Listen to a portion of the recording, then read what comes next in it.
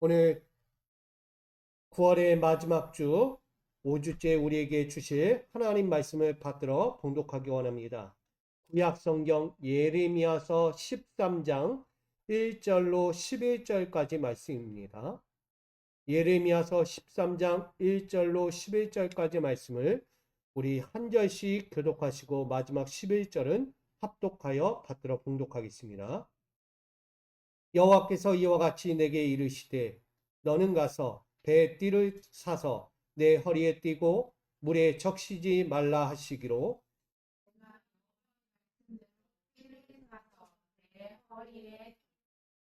여호와의 말씀이 다시 내게 임하여 이르시되 너는 가서 내 허리에 띤 띠를 가지고 일어나 유브라데로 가서 그것을 바위 틈에 감싸 하시고 내가 여호와께서 내게 명령하신 대로 가서 그것을 유브라데 물가에 감추니라. 여러 날 후에 여호와께서 내게 이르시되 일어나 유브라데로 가서 내가 내게 명령하여 거기에 감추게 한 띠를 가져오라 하시고 내가 유브라데로 가서 그 감췄던 곳을 파고 띠를 가져오니 띠가 썩어서 쓸 수 없게 되었더라. 여호와의 말씀이 내게 임하니라. 여호와께서 이와 같이 말씀하시니라. 내가 유다의 교만과 예루살렘의 큰 교만을 이같이 썩게 하리라. 이 악한 백성이 내 말 듣기를 거절하고 내 마음에 완악한 대로 행하며 다른 신들을 따라 그를 섬기며 그에게 절하니 그들이 이 띠가 쓸 수 없음 다 같이 여호와의 말씀이니라. 띠가 사람의 허리에 속함 같이 내가 이스라엘 온 집과 유다 온 집으로 내게 속하게 하여 그들로 내 백성이 되게 하며 내 이름과 명예와 영광이 되게 하려 하였으나 그들이 듣지 아니하였느니라. 아멘. 할렐루야. 우리 오직 이 자리에 있는 모든 분들은 하나님께 속한 자 되기를 간절히 축복합니다. 오늘 예레미야 13장 1절로 11절 말씀 가지고 감출 수 없는 교만이란 제목으로 함께 은혜를 나누려고 합니다. 여러분, 이 가을하면 뭐가 떠오릅니까? 가을. 우리 매번 가을하면 제일 많이 우리 아이들도 했던 것이 있는데 아마 가을 체육대회가 있을 거예요. 그리고 때로는 가을 야유회. 이제 곧 10월이 되니까 아마 야유회 이제 꽃 구경하러 많이 단풍 구경하러 가실지도 모르겠습니다. 여러분, 이렇게 우리가 한 번쯤 이런 가을에 체육대회나 야유회를 맞이하게 되면 제일 많이 하는 것들이 하나가 있어요. 뭘까요, 여러분? 기억나세요, 여러분? 어, 여기 안 나신 것 같아요. 옛 추억이라. 분명히 있습니다. 바로 보물찾기죠. 체육대회나 야외를 가게 되면 한 번쯤 해봤을 우리 보물찾기가 한번 떠오르게 됩니다. 이 보물찾기를 하면서 누군가는 기대도 되고 설레기도 합니다.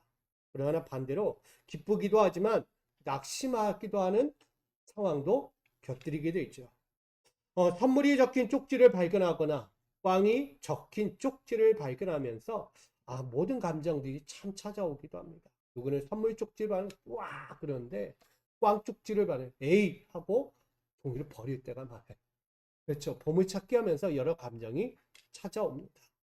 이렇듯 보물찾기의 추억처럼 우리의 성경 안에서도 이 역사 안에서 보물찾기가 진행되고 있다는 것을 보여줍니다.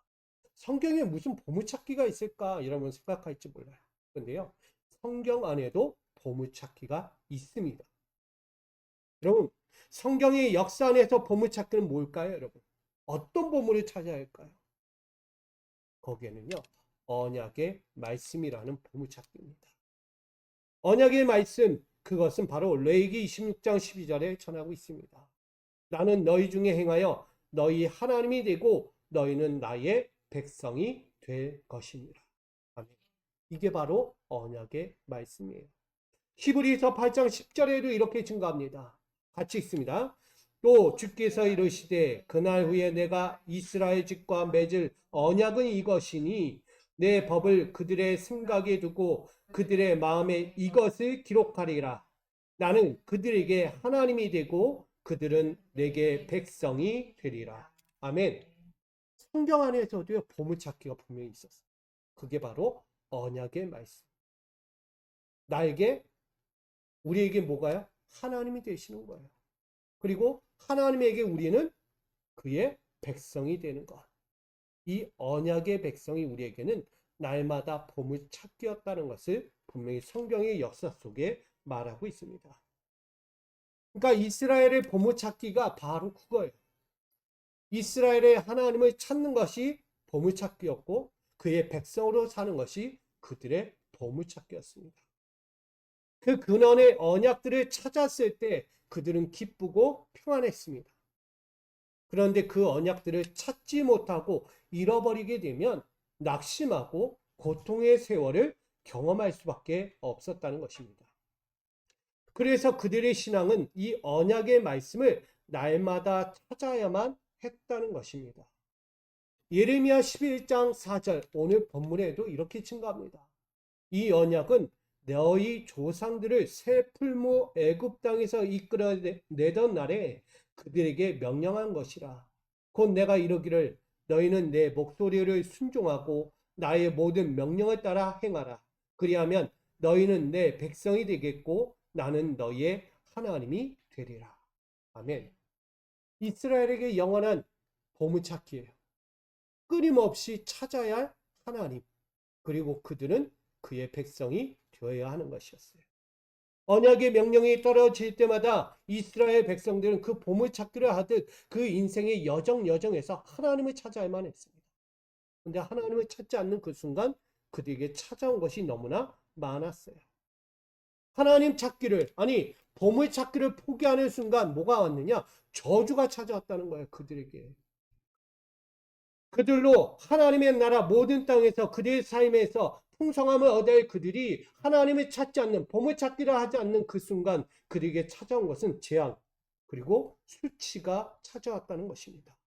그것을 예레미야 10장 19절로 21절에 이렇게 증거하죠. 보물찾기를 하지 않으니까 그들에게 뭐가 찾아와요? 고난을 참아야만 했다. 하나님을 찾지 않는 그 순간부터 뭐가 와요? 고난이 찾아오는 거예요. 여러분, 하나님을 늘 찾기를 부탁드립니다. 하나님 없이 내 인생을 살려고 하는 이들은요, 고난의 연속이에요. 그 다른 말로 연단의 인생이라고 이야기합니다. 왜? 하나님 없는 인생이니까. 언제까지 견뎌야 될지 모르는 시간들이에요. 이겨내기 어렵죠. 하나님 없이. 근데 또 하나 이야기해요. 장막의 모든 줄이 끊어져 세울 자도 없고 휘장을 칠 자도 없다. 다른 말로 하면 예배 드릴 자리 없는 거예요. 예배를 드려야 할 공간이 없고 예배를 향하여 나갈 자들도 없고 예배 안에서 하나님의 말씀을 들을 자들도 없게 된다는 거예요. 그만한 저주가 없는 거예요. 더 이상 하나님과의 관계가 없다는 것입니다. 하나님의 음성이 들려오지 않아요. 하나님이 나를 향한 그 세미한 관심조차도요, 보이지 않아요. 하나님을 찾지 않는 그 순간.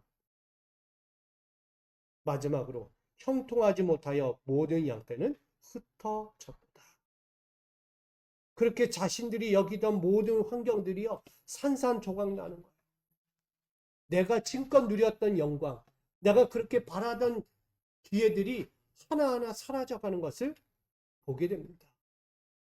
지금까지 얻어왔던 모든 영광들이 하나도 없는 거예요. 산산조각 나듯 흩어져 버리는 거예요. 이것이 바로 언약의 말씀을 찾지 않은 대가입니다. 그걸 하나님은 저주라고 오늘 말씀으로 표현했던 것입니다. 이처럼 우리 신앙도 똑같다고 생각합니다. 내 삶의 자리 또한 어떻게 가고 있는가? 약속된 구원의 완성을 이루기 위해서 신앙의 보물찾기를 각자 나이 수만큼 해왔을 거예요. 내가 나이 먹은 만큼 내가 보물찾겠다는 거예요. 신앙의 보물찾기. 이스라엘의 언약의 말씀을 따르지 않고 참담한 행위를 해왔던 모습이 과연 나도 그 세월 동안에 있지 않았는가? 하나님을 찾아야 하는데 내 나이 수만큼 하나님을 찾기보다 내 영광을 찾으려고 하는 나의 수만큼 달려왔던 것을 회개하게 됩니다. 지금 나 자신에게 참담한 행위들이 얼마나 많이 있는가를 발견해야 될 거예요. 그것이 뭐냐? 하나님 말씀에는 듣지 않고 귀를 닫아버렸다는 거예요. 이스라엘은요, 저주받을 수밖에 없어요. 왜? 하나님을 찾지 않은 대가가 뭐냐면 하나님의 말씀을 듣지 않고요, 귀를 닫아버린 거예요. 내 생각이 우선되니까. 내 뜻이 먼저 우선되니까. 하나님 말씀이 계속 들려와도 듣지를 않아요. 왜? 내가 우선돼야 되니까, 내가. 또한 위로운 가르침에는 반대적으로 불의한 불순종으로 나아갔다는 거예요. 우리는 위로운 자죠. 하나님 앞에서 위로움을 행하도록 부름받았어요. 근데 우리는 살면서 계속 불의합니다. 불순종합니다. 그것이 당연한 것처럼. 그러면서 자신의 길을 조각하며 평강을 목적으로 세상에서 개척하려고 합니다. 제가 왜 이야기를 하냐면 제가 큐티를 하면서 이런 말씀을 보았어요. 이스라엘이 남유다가 우상을 만들 때 어떻게 했어요? 자신의 손으로 조각을 했어요. 우상을 조각했어요. 우상들을. 자기의 손으로. 우리 아브라함의 아버지 데라도 어떻게 했어요? 우상을 조각하는 자였어요. 신을 조각하는 자라고요. 자기 손으로.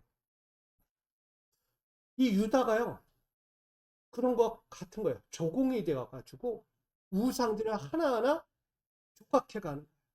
그리고 그 조각한 신을 놓고 스스로 엎드려 뭐하는 거예요? 섬기고 있는 거예요. 자신이 조각한 신을 자신이 섬기고 있는 이 어처구니 없는 행위들을 보는 거예요. 여러분, 조각한다는 이야기입니까? 그 시대적으로 보면 우상을 조각한 거지만 다른 말로 하면 자기가 원하는 걸 조각한 거예요. 돈이면 돈, 명예면 명예, 관심이면 관심, 남에게 자랑, 인정, 세상의 수많은 것들을 자기가 조각하고 있는 거예요. 그 조각한 걸 놓고 이루어 주십시오. 이루어지기를 소망합니다. 이것만은 꼭 이루어져야 하는 거예요. 하면서 섬기고 있었다는 거예요. 목까지 바치면서 했다고요? 인신 제사까지 하면서 자기 사랑하는 자녀까지 번제 제물로 드리면서 자기의 욕심을 채우기 위해서 조각한 신에게 드렸다는 거예요. 여러분, 세상을 개척하는 데 있어서 그렇게까지 했다는 거예요. 그들이. 누가? 이스라엘이. 결국 그로 인해서요. 그들이 맞이할 것이 설렘도 아니고 기쁨도 아니었어요. 자기 영광도 아니었어요. 도리어 낙심과 고난과 시기와 더 많은 고된 어려움들을 겪어야만 했다는 거예요. 자기가 바라기 위해서 조각했는데 더더욱 침몰되어가는 자기 신앙을 보고 인생을 보게 되는 거예요. 그러기에 지금 우리들도요, 다시 이 언약의 말씀을 시작해야 합니다. 찾아야만 한다는 거예요. 다른 말로 언약의 보물찾기를 여러분 하셔야 돼요. 언약의 보물찾기는 하나님을 찾는 것이고 나는 그의 백성이 되어야만 하는 것입니다. 그게 진리입니다. 우리에게 주신 언약의 말씀을 다시 찾고 그 명령과 가르침의 길까지도 따라 살아가야만 하는 것입니다. 저는 이 언약의 말씀은 최종적인 구원, 영생이라고 말씀드리고 싶습니다. 내가 지금 하나님을 찾는 언약의 말씀을 찾는 건 어디까지 가기 위해서? 영생에 이르기 위해서요. 구원에 이르기 위해서요. 그 구원의 완성은 언제 이루어집니까? 훗날 예수 그리스도께서 재림하시는 그날에 이루어지는 거예요. 그런데 그분이 언제 재림하실지는 그 당사자 예수도 몰라요. 누구만 아신다? 아버지 하나님만 아신다고 했어요. 그러니 우리는 이 주어진 자리에서 보물 찾기, 하나님을 찾기 위해, 영생을 찾기 위해 우리는 끊임없이 걸어가야 합니다. 우리에게 주어진 것은 영생을 예비하도록 주신 이 언약의 말씀을 계속해서 찾아야만 하는 거예요. 하나님 되심을 찾고 하나님이 나의 구원자이심을 찾고 하나님의 말씀을 들으면서 내가 거기서 떠나지 않도록 이야기했던, 그들이 여호와의 말씀 듣기를 거부했던 것이 아닌 우리 여호와의 말씀 듣기를 사모하고 그 말씀을 지켜 행하기를 거부했던 이들과 다르게 우리는 날마다 그 말씀에 순종하고 엎드리는 자가 되어야 하는 것입니다. 우리 일상에서 그렇게 찾아가야 돼요. 그런 의미에서 오늘 예레미야 13장 1절은 이걸 이야기합니다. 썩어서 쓸 수 없는 띠라는 말씀의 비유를 우리에게 전하고 있습니다. 이 르라는 띠는요, 이렇게 갖고 있습니다. 무엇인가 준비되었다라는 뜻을 갖고 있습니다. 다른 말로 하면 이 띠는 묶고, 매고, 갖추고, 움켜, 매고, 틀어지지 않도록 정돈시키는 것을 말합니다. 무엇인가 준비하는 거예요.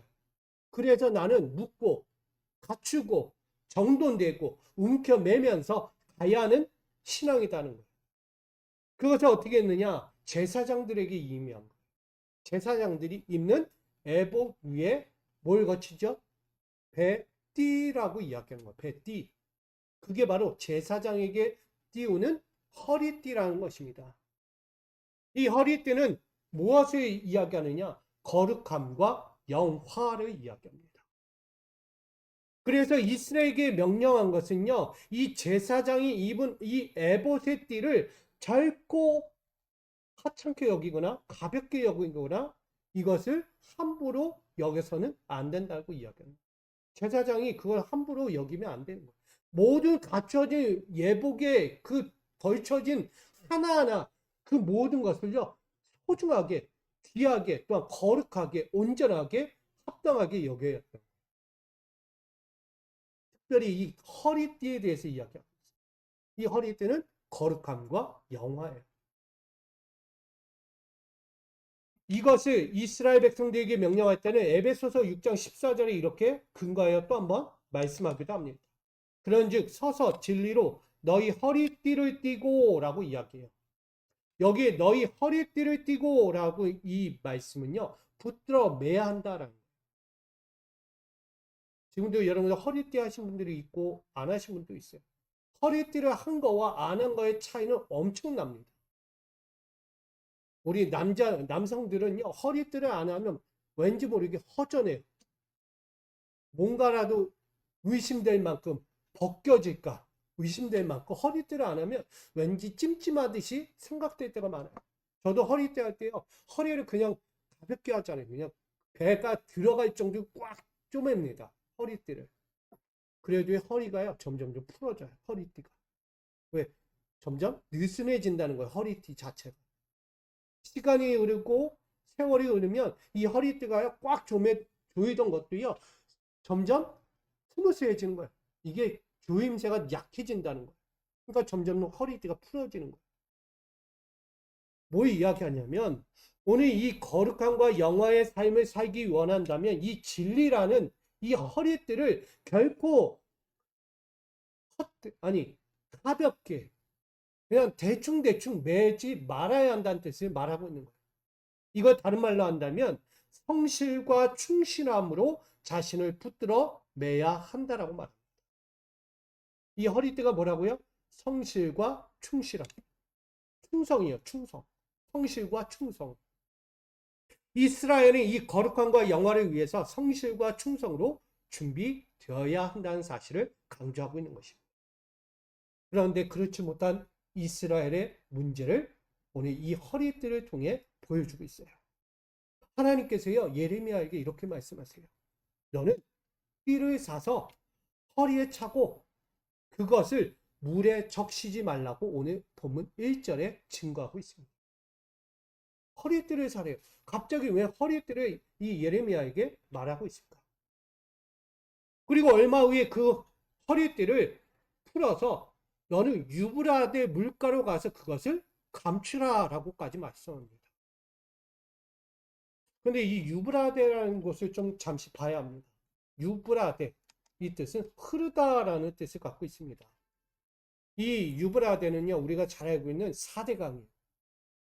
에덴에서 흐르는 4개의 강줄기가 있는데 그 중에 큰 강 중에 하나 유브라데 강이에요.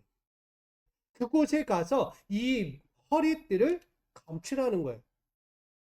특별히 이 창세기 2장 8절로 14절의 말씀에 근거하면 이 유브라데는요, 아브라함에게 허락한 동편 경계선에 있는 곳이에요. 그래서 그곳은 좋아요. 모든 것이 잘 자라고 풍성한 열매를 맺는 곳에 아주 촉박한, 뭐라 그러죠? 아주 좋은 땅, 풍요로운 땅이라고 이야기합니다. 그래서 좁고 비옥한 풍요의 땅이라고 이야기하는 이 유브라데 물가에 이 허리띠를 숨겨라. 우리 볼 때는 참 좋잖아요. 좁고 비옥한 땅에다 그 허리띠를 숨기면 괜찮겠지. 아주 우리 문자적으로 보면 아주 괜찮을 거야 라고 생각할 거예요. 그러나 예레미야에게 다시 하나님의 명령이 들려옵니다. 너는 유브라데 물가에 가서 너가 감췄던 그 허리띠를 다시 꺼내와라. 다시 가져오라 라고 이야기합니다. 그렇게 예레미야는요, 그 감췄던 띠를 다시 가져오게 되는데 아주 희한한 광경을 보게 됩니다. 7절 말씀이 이렇게 이야기해요. 띠가 썩어서 쓸 수 없게 되었다. 문자적으로 보면 그 유브라데 물가는요, 좋아요. 비옥한 땅이고 정말 무엇이든 풍요롭게 자라는 땅이었어요. 그곳에 내 물건을 감춘 것이 그렇게 나쁜 일일까? 근데 그곳에 감췄던 띠가요, 썩어서 더 이상 쓸 수가 없게 되었다라고 말합니다. 다시 말하면 제사장이 둘릴 수밖에 없는 그 띠, 거룩함과 영화를 상징하는 그 띠가 산산조각 나듯 썩어 버렸다는 얘기입니다. 이 말씀은 남유다의 집과 이스라엘 집이 더 이상 좋고 비옥한 풍요의 땅을 누릴 수 없을 만큼 썩었다는 의미를 하고 있는 거예요. 거기에 하나님을 예배하는 제사장들도 그들의 영적인 자리가 얼마나 썩었다는 것인지를 분명히 말하고 있는 거죠. 겉으로는 화려한 비옥한 땅에 있는 유브라데 강가에 있지만 그들의 영적인 삶은 다 썩었다는 의미입니다. 결국 영적인 진리가 사라진 자기 중심적이며 우상 숭배에 목말라 있는 사람들이었기에 그들의 영적인 언행이나 습관과 생각들이 완전히 피폐해진, 냄새나고 흔적이 드러나고 버려질 수밖에 없는 인생들이라고 강조하고 있는 것입니다. 저는 그 이유를 좀 더 이렇게 상세하게 찾아보게 되었습니다. 그것이 스바냐 1장 6절입니다. 같이 읽겠습니다. 시작. 여호와께 등을 돌리고 여호와를 찾지도 않고 뜻을 묻지도 않는 사람들을 없애버리겠다. 썩었다는 얘기입니다. 왜? 지금 이스라엘 백성들이 이 스바냐에 나오는 말씀과 동떨어질 게 없는 거예요. 그들은 여호와 앞에서 등을 돌렸어요. 왜? 여호와의 말씀을 듣기 싫으니까. 찾지도 않아요. 여호와께서 시키는 대로 하기 싫어요. 귀찮아요. 더 이상 나에게 말씀하지 마십시오. 내 생각도 있고 내 주관도 있고 내가 하고 싶은 일도 너무나 많습니다. 하나님. 나에게 더 이상 말씀하지 말라니까요. 그대의 백성이요. 하나님께 등을 돌려버렸어요. 찾지도 않아요. 그들이 갖고 있는 문제들, 자신들이 가야 할 인생의 여정에 갖고 있는 수만 가지 문제들이 있지만 그것조차도 하나님께 묻지 않아요. 그냥 내가 생각한 대로 가는 거예요. 내 생각대로. 묻고 싶은 생각 없다니까. 물으면 뭐하라. 물으면 퇴짜 넣는 거예요. 자꾸 캔슬 넣는 거예요. 하지마. 자꾸 꺾어버려요. 가야 할 길, 내가 가고 싶은 길에서 자꾸 돌아오래요. 그거 듣기 싫은 거예요. 도리어 뭐 했냐면 자신의 우월성을 과시합니다. 하나님 말씀 안 해도 나 뛰어난 사람이에요. 나 세상에 나가면 잘난 사람이에요. 하나님. 이래봐도 저 뛰어난 학문 다 갖췄어요. 요즘 말로 하면 박사학위 10몇 개 갖고 있는 사람이에요. 묻지만 또 따지지도 마세요. 하나님. 여러분 스펙 좋아하잖아요. 스펙. 저 이런 스펙 다 갖고 있다니까요. 나가면 다 할 수 있어요. 다 할 수 있어요. 하나님 없이도요, 충분히 할 수 있는 사람입니다. 누가? 이런 자들. 하나님과 선지자들이 전하는 위경과 권고들을 완전히 묵살해버렸어요. 선지자들, 하나님이 보내시는 선지자들, 아니, 하나님의 말씀도 거부하는데 그의 선지자들, 예언자들의 말을 듣겠어요, 안 듣겠어요? 과감히 안 듣죠. 묵살해버리는 거예요. 도리어 그들은 헛된 우상을 찾아갑니다. 자기가 원하는, 아까 조각했다고 그랬잖아요. 내가 원하는 조각을 만들어 놓고 거기다 신이라고 여기면서 숭배하고 있는 거예요. 물질, 재물이라면 재물의 신을 만들어 놓고 나에게 재물 주십시오, 재물 주십시오. 죄송합니다. 이게 미친 거지. 내가 만들어 놓고 내가 그 앞에 신이라고 여기면서 엎드려 절하고 내 자녀까지 갖다가 재물로 바치는데 그걸 어떻게 제정신으로 봅니까? 그만큼 그 마음과 육신을 완전히 헛된 우상에게 내어 주었다는 거예요. 여러분, 하나님께로가 아니라 아무 말도 못하고 걷지도 못하고 어떤 일도 행하지 못하는 그 우상 앞에 드리면서 자기의 모든 것을 빼앗겨 버렸어요. 뭘 생각하면서? 자신의 우월성을 생각하면서. 난 이런 사람이야. 난 이런 사람이라니까. 저는 이 모습을 한마디로 이렇게 정의합니다. 반역한 자다. 예레미야 11장 9절 오늘 말씀이 이렇게 이야기합니다. 여호와께서 또 내게 이르시되 유다인과 예루살렘 중에 누가 있도다? 반역이 있도다. 반역. 이 반역이란 것은요, 다른 말로 이렇게 이야기합니다. 영적 썩음이라고 이야기해요. 썩었다, 썩었다. 여호와 이름을 부르는 자들이기는 하나 여호와의 백성이라는 이름은 가졌으나 그들은 남들이 볼 수 없는 죄악들로 자기 내면을 채우고 그로 인해 썩어졌다라고 말합니다. 반역의 영적 썩음을 향하여서 여호와께서 오늘 뭘로 비유했느냐? 띠라는 것으로 비유한 거예요. 화려함 속에 있어요. 풍요로움 속에 있어요. 유브라데 강이라는 그 풍요로움 주변에서 그들은 살고 있어요.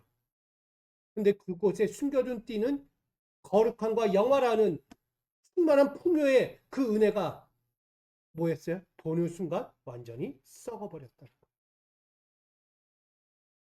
그렇게 여호와의 말씀대로 유브라데 물가에서 감췄던 띠를 가져오며 예레미야는 얼마나 한탄했을까?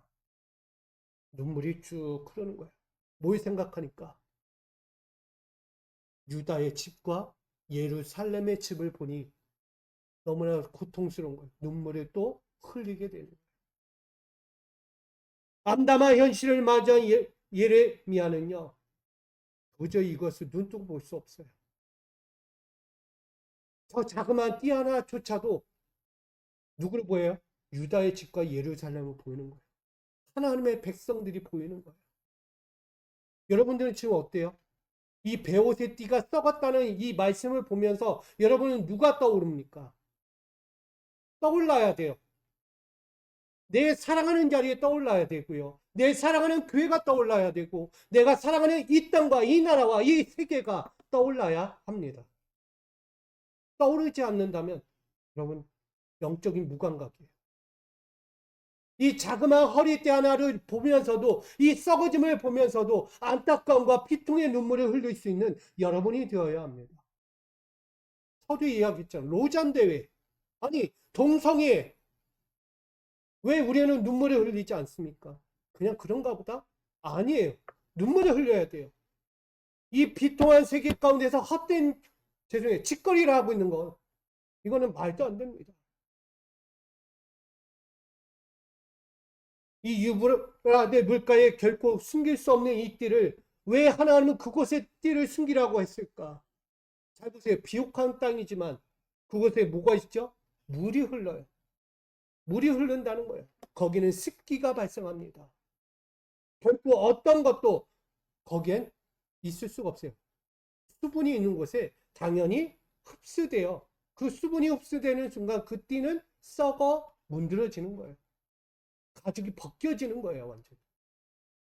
여러분, 오늘 우리에게 말하고 싶은 거예요. 하나님의 띠는 뭘까? 하나님의 띠는. 하나님의 진정한 축복의 띠는요, 하나님밖에 없다는 것을 말합니다. 축복의 통로는 하나님께로부터 와야 한다는 것을 말하고 있어요. 자꾸 육신에 보이는 환경에서 축복을 얻으려고, 그것을 찾으려고, 위치하려고 하는 그들에게 산산조각 내듯 보여주는 거예요. 축복의 땅이 누구냐? 하나님이다, 하나님. 하나님께로부터 얻을 수밖에 없다는 것을 그들에게 보여주는 거예요. 그들이 갖고 있는 자신들의 영적 가시, 그걸로 영광의 축복을 얻을 수 있다고 착각하지 말라는 것입니다. 영광의 축복을 둔갑시켰어요. 뭘로? 죄악들로. 하나님 배교하고 우상을 숭배하면서 그것이 영광이라고 이야기하죠. 둔갑시킨 거예요. 죄악이 영광처럼 된 거예요. 그러니 이 축복의 토양이 저주의 토양이 될 수밖에 없는 이유를 분명히 이 썩은 띠를 통해 분명하게 보여주고 있는 것입니다. 그러기에 그 증거를 예레미야 13장 10절은 우리에게 이렇게 증거하고 있습니다. 같이 있습니다. 시작. 이 악한 백성이 내 말 듣기를 거절하고 그 마음에 완악한 대로 행하며 다른 신들을 따라 그를 섬기며 그에게 절하니 그들이 이 띠가 쓸 수 없음 같이 되리라. 아멘. 저는 다른 말 하지 않았어요. 성경에 있는 그대로 저는 전하고 있는 거예요. 하나님을 찾지 않고 하나님의 말씀을 듣지도 않고 하나님을 따라가지도 않는 그들에게 결국 썩음이 된다는 거예요. 그 인생이 썩는 거예요.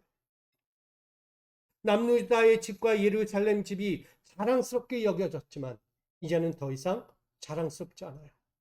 지난날 메고 있던 그 띠는요, 거룩함과 영화, 준비된, 예비된, 갖추어진 것이었어요. 근데 그것이 이젠 썩었다고 이야기해요. 더 이상 거룩함과 영화라는 띠는 없다는 거예요. 소멸됐어요. 뭐 때문에? 여호와께 돌아오지 않았기 때문에. 여호와의 말씀을 듣지 않았기 때문에. 여러분, 이 시대에 이스라엘에게 말하는 것만 듣지 마십시오. 지금 이 시대에 우리에게 말하고 있는 하나님의 말씀을 들으셔야 합니다. 그러기에 제가 이 띠를 보면서 이 띠가 썩었는데 나는 어떻게 할 것인가. 세상을 보며 나의 사랑하는 자를 보며 나의 교회와 이 세계를 보며 나는 어떻게 할 것인가. 9절에 이같이 썩게 하리라는 하나님의 음성이 내 귀에 들려오지 말아야 합니다. 우리에게 들려야 할 것은 썩음의 심판이 아니에요. 회복의 심판이에요. 구원을 주리라. 구원이 너에게 임하리라. 다시 한번 우리 언약의 말씀, 그 핵심을 찾아야죠. 나는 너의 하나님이 되고 너희는 나의 백성이 되리라. 이 말씀이 우리 가운데 들려와야 합니다.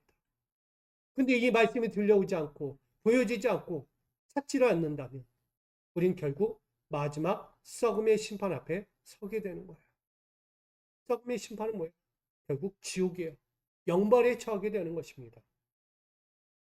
이 이유가 무엇입니까? 오늘 13장 9절은 분명히 이야기했어요. 교만이다. 큰 교만이다. 다른 거 이야기 아니야. 교만 때문에 이 모든 것이 썩었다라고 이야기해요. 거룩도 썩고 영화로움에 대한 소망까지도 썩어버렸다. 교만 하나가 무엇이길래? 교만이 뭐 그렇게 큰 거라고 우리는 생각할 수 있잖아요. 근데 그 교만 하나 때문에 어떤 것도 얻을 수 없게 되었다는 것입니다. 여러분, 우리 썩음의 심판당하지 않기를 원합니다. 이스라엘 집, 유다의 집과 예루살렘 집이 이 띠 하나 가지고 비워하는 이 썩음의 심판을 보여주면서 과연 나는 어떤가? 우리 사랑하는 미소가족 여러분들이 교만 때문에 멸망하지 않기 원합니다. 교만은 분명히 이렇게 말하고 있어요. 교만은 패망의 선봉이다. 넘어짐의 앞잡이다. 나아가 멸망의 신봉이다. 라고 얘기해요. 나아가 그 교만 때문에 얼굴이 드러난대요. 썩은 얼굴이 드러나는 거예요. 기쁘고 행복한 얼굴이 아니고요. 하나님의 진노 아래에서 재앙을 받은 저주의 인생이기 때문에 그 얼굴이 썩은 얼굴이 되는 거예요. 기쁨을 찾을 수가 없는 거예요. 평안을 찾을 수 없는 얼굴이라는 거예요. 지금 여러분의 인생에서요, 어떤 얼굴의 인생을 하고 있는지, 썩은 얼굴을 하고 있는지, 아니면 평강의 얼굴, 기쁨의 얼굴을 하고 있는지를 돌아보시기 바랍니다. 달리 보면 내 영적인 심령을 점검하는 거예요. 그런 의미에서 교만이라는 그 안에서 자신의 부족함과 연약한 점들을 인정하지도 않고 알지도 못하면 이들과 같이 되는 거예요. 그러나 그것을 알고 인정하게 되면 달라지겠죠. 오늘 이들이 그걸 인정하지 않아요. 내가 교만이 있다는 걸 인정하지 않아요. 난 교만하지 않아요. 난 원래 그랬어요. 아니 이게 무슨 교만이에요? 이게 어떻게 하나님께 죄 짓는 거예요? 라고 말할 수 있어요. 근데 그걸 인정하지 않고 깨닫지 못하면 결국은 자신을 가장 높은 곳에 세워두게 됩니다. 누구보다? 하나님보다 높은 자리에 세워두게 돼요. 결국 왕노릇하려는 썩은 상태의 영적인 상태를 그가 갖게 되는 거죠. 그냥 늘 썩은 얼굴이에요. 이쁜 얼굴이 아니에요. 멋진 얼굴도 아니고 늘 썩은 얼굴, 근심과 걱정과 늘 괴로움으로 앉아있는 자리가 됩니다. 결론을 맺고자 합니다. 오늘 감출 수 없는 교만이라는 이 제목의 말씀을 통해서 우리가 한번 봐야 합니다. 11절은 우리에게 이렇게 이야기해요. 같이 있습니다. 여호와의 말씀이니라. 띠가 사람의 허리에 속한 같이 내가 이스라엘 온 집과 유다 온 집으로 내게 속하게 하여 그들로 내 백성이 되게 하며 내 이름과 명예와 영광이 되게 하려 하였으나 그들이 듣지 아니하였느니라. 아멘. 잘 보세요. 남유다의 집과 예루살렘 집이 원래 목적은 뭐예요? 그 이름과 명예와 영광을 얻는 것이었어요. 근데 그들이 스스로 버렸어요. 왜였다? 듣지 않았기 때문에. 그로 인해서 그들은 좁고 비옥한 풍요의 땅에서 살지 못합니다. 현실은 그 안에 있지만, 그곳에서 살고 있지만 그 혜택을 누리지 못한다는 거예요. 여러분들에게도 그 하나님이 허락해 주신 비옥하고 좋은 풍요의 땅에서 혜택을 받고 있어요. 근데 그 혜택을 제대로 누리지 못하는 이유가 있다는 것을 분명히 말하는 거예요. 뭐 때문에? 교만 때문에. 하나님을 찾지 않은 거예요. 보물찾기, 나의 영적인 하나님을 찾지 않은 대가가 그 안에 있다는 것을 보여줍니다. 하나님 없는 거룩함과 영화를 보겠다며 여호와의 말씀 듣기를 거절하고 그 마음에 완악한 대로 행하고 다른 신들을 따라 섬기며 절했던 우상 숭배의 신앙, 그 행위들로 말미암아 이 띠가 완전히 쓸 수 없게 되었다라는 심판 선언처럼 오늘 우리가 이런 자리가 되지 말아야 한다는 거예요. 저는 그런 의미에서 우리 사랑하는 미소가족 여러분들은 이 감출 수 없는 이 교만이라는 이 썩어서 쓸 수 없는 띠라는 비의 말씀을 통해 우리 신앙생활을 다시 한번 재점검하면서 지금부터 다시 살아갈 수 있기를 부탁드립니다. 어떻게 해요? 언약의 말씀을 찾으십시오. 언약의 말씀을 찾으세요. 그게 뭐라고요? 하나님을 찾는 거예요. 나의 하나님, 나의 하나님을 찾는 거예요. 그리고 나는 그의 백성이 되는 거예요. 나의 하나님을 찾고 나는 그의 백성이 되어서 그가 말씀하시는 신앙생활 가운데 서야 하는 거예요. 그 신앙생활에 인생 보물찾기를 날마다 해나가면 우린 그 안에서 주시는 참된 평안과 축복을 얻게 되는 것입니다. 그 축복을 얻기 위해서 어떻게 하라고요? 어떻게? 진리의 허리띠를 띠고 성실과 충실함으로 거짓 없이 속임 없이 온전하게 설하는 거예요. 어떻게? 단단히 묻고 갖추고 정돈된 중무장한 믿음의 사람들로 오늘 그 거룩함과 영화를 위해서 오늘도 내일도 앞으로도 신명나는 그 신앙생활을 살아갈 수 있기를 간절히 축복합니다. 이게 우리에게 주어진 거예요. 여러분, 교만은 감출 수 없습니다. 풍요롭다고 거기에 감췄는데 드러나잖아요. 거기에 뭐예요? 또 썩어요. 아무것도 할 수 없는 거예요. 그렇게 호화롭게 여겼던 모든 것들이 썩어 없어지는 문드러지는 그런 인생을 너희도 맞이하게 될 거다라는 이 저주의 심판을 이들이 보는 것처럼 오늘 하나님 앞에서 반역하지 마시고요. 교만하지 마시고 언제나처럼 성실하게 지금처럼 해보신 것처럼 성실하게, 충실하게 또 하나님을 위해서 하나님을 열심히 찾아가는 언약의 말씀 찾는 보물찾기를 멈추지 않는 우리 축복의 사람들, 하나님의 사람들이 되기를 다시 한번 주님의 이름으로 축복드립니다. 우리 이렇게 인사하고 마칩니다. 매일의 삶에서 쓸 수 있는 언약의 띠를 채웁시다. 쓸 수 있는 언약의 띠를 채웁시다. 있는 언약의 띠를 채웁시다. 아멘. 썩어서 쓸 수 없는 띠 찾아봐야 의미가 없어요. 우리에게는 쓸 수 있는 언약의 띠가 있어요. 그게 바로 하나님이세요. 왜? 하나님은 다양하시니까. 하나님은 내가 알지 못하고 아직도 보지 못한 모든 것까지 여호와 이레가 되시고 여호와 샬롬이 되셔서 함께 하시는 거예요. 여러분 꼭 기억하시고 그 인생 가운데 하나님의 주시는 모든 것들을 마음껏 누릴 수 있는 이 언약의 띠를 날마다 허리에 띠고 마음에 심고 달려갈 수 있기를 다시 한번 간절히 축원드립니다. 하나님, 우리에게 쓸 수 있는 언약의 띠를 허락하여 주옵소서. 이스라엘처럼 그 띠가 아무리 호화롭고 아무리 풍요롭고 비옥하고 좋은 땅이 있으면 뭐합니까? 그 땅에서 썩어져 버렸습니다. 그리고 저주의 인생으로 하나님의 선언이 선포됩니다. 교만 때문에 자기의 우월성과 자기의 잘남을 드러내다 결국 그렇게 썩어진 인생이 됩니다. 오늘 이 자리에 있는 우리 미소가족 성도들은 하나님 앞에서 자기의 자랑과 인정과 자기의 우월성을 드러내며 사는 인생이 아닌 하나님 앞에 성실과 충성으로 하나님의 영광과 그 뜻을 이루기 위해 날마다 묻고 엎드리고 순종하여 나가기를 결단하는 자들입니다.